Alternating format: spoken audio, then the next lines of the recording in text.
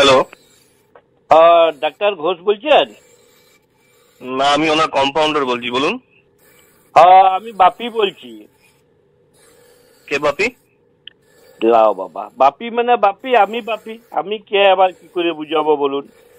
বলছি যে আমার বউ 7 মাসের পুয়াতি আছে, তো ডাক্তার বলেছিল 7 মাস হইলে পরে একবার চেক আপ করাই নিয়ে যাবেন, তাই নামটা লেখাচ্ছি।